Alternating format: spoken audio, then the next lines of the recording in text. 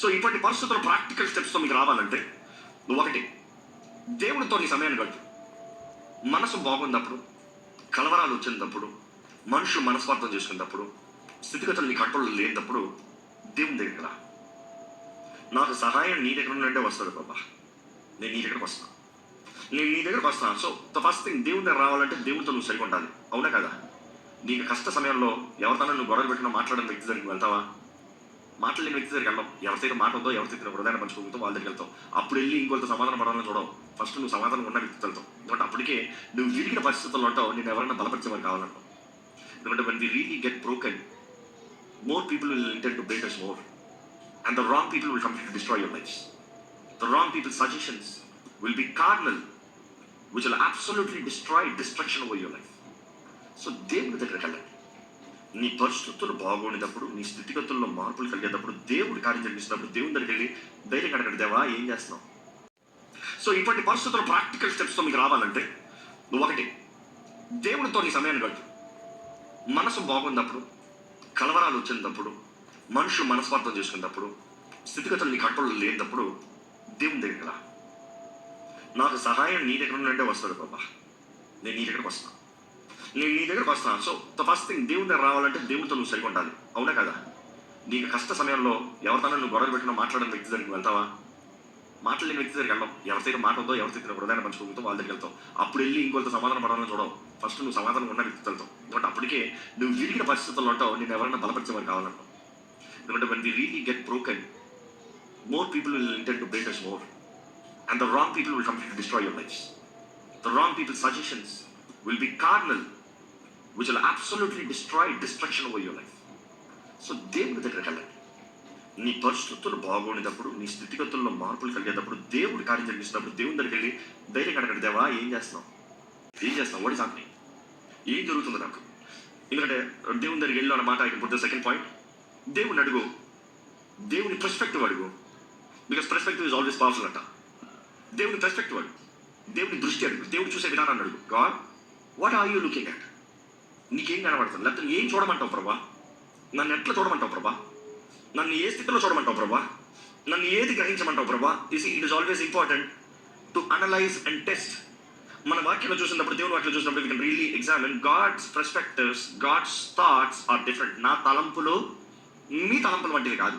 అవి ఆకాశం కంటే ఎత్తైనవి. ఇంక మాటలు చెప్పాలంటే దేవుడు పైన నుండి చూస్తాడు, మన కింద నుంచి చూస్తాం. ఎట్లా అర్థం అవుతుంది? ఈరోజు టెక్నాలజీ చూసారనుకో, అందుకని కొన్నిసారి సర్వీస్లో ఇవన్నీ అర్థం చేసుకోవడానికి ఏం చేస్తాం? డ్రోన్ ఎగరేస్తాం. ఆ డ్రోన్ జయ్యని పైకి అనుకో, అప్పుడు పై నుండి చూస్తావు, కానీ ఎక్కడ ఉన్నాను? కింద ఉన్నావు. కానీ నీకు సహాయం ఏమి ఇచ్చింది? ఆ డ్రోన్ ఇచ్చింది. ఆ డ్రోన్కి నీ చేతిలో ఉన్న యూనిట్కి సిగ్నల్ ఉంటుంది. ఆ సిగ్నల్ సరిగా ఉంటే ఆ డ్రోన్లో ఉన్నది నీకు ఎక్కడ కనబడుతుంది. అది కానీ అవుట్ ఆఫ్ కంట్రోల్ పోయింది అనుకో, అయితే నీకు మర్చిపోదు. సో ఎప్పుడు అవుట్ ఆఫ్ కంట్రోల్ పోతుంది తెలుసా? పక్కన ఎక్కువ ఫోన్ నెట్వర్క్స్ ఉంటే it go out of control, satellites drop అవుతుంది. వైఫై పక్కనే ఉంటే పక్కన ఎక్కువ wifi, it drop in control. So anything that has other influence, other power, ఈ డ్రోన్ స్టెబిలైజేషన్ మిస్ అయిపోతుంది. ఎందుకు చెప్తున్నట్టు, మనం కూడా దేవా నీ పర్స్పెక్టివ్ నాకు చూపి ప్రభా, నువ్వు ఎట్టు చూస్తున్నావు అటు చూసే కృపను నాకు దయచేయి ప్రభా. మనం కానీ దేవుణ్ణి చూసేది మనం చూడకపోతే, మనం ఉన్న నేల మీద నుండి వీ కెనాట్ అండర్స్టాండ్. నేను ఎక్కడో రా ఈ గాడ చూసి ఏడుస్తావేమో, కానీ ఆ గాడ ఎక్కడ బంగారం ఉండొచ్చు. కానీ డ్రోన్లో చూసాడు అనుకో ఎట్లా ఉంటుంది తెలుసా? ఇదిగో ఇదిగో ఇదిగో దీని ఎక్కడ ఇది ఉంది, ఎట్లా వెళ్తా అంటాం. There is hope, there is excitement. ఇప్పుడున్న ఆటంకంగా కలవో, but you know the glory behind it. అందుకని ఇంత చదివిన వాక్యంలో కూడా యేసు ప్రభు తను అనుభవించే శ్రమల్లో he saw the glory behind it. శ్రమల్లో బాధలో అయ్యారోలా, నాకు ఇందుకు ఈ శ్రమ, నాకు ఇందుకు ఈ కష్టం, ఇది కాదు. దీన్ని దాటితే దీని వెనకాల మహిమ ఉంది, దీని తర్వాత మహిమ ఉంది. So he could see it. That is why he endured the cross అన్న మాట చూస్తాం. బైబిల్ సిలువను భరించాడంట, ఇంటికి భరించగలిగాడంటే దాని తర్వాత ఉన్న మహిమను చూశాడు కాబట్టి. సో మీ జీవితంలో పరిస్థితులు కొంచెం అటు ఇటు కలవరమైనప్పుడు, అర్థం కానినప్పుడు నా రిక్వెస్ట్ ఒకటే, దేవుని అడగండి, దేవా నాకు కొంచెం డ్రోన్ వ్యూ చూపి ప్రభా. ఇప్పుడు మనం అనుకున్న భాషలో మాట్లాడతాను, అదే ఇందాక నా పర్స్పెక్టివ్లో చూపి.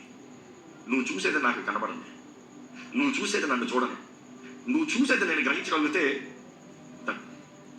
How will you know? Simple prayer, ప్రార్థనలో. ఎలా తెలుసుకుంటాం? ప్రార్థన అంటే ఈరోజు డ్రోన్ అంటే ఇప్పుడు నీకు డ్రోన్ ఇస్తాం కాదు, ప్రార్థన.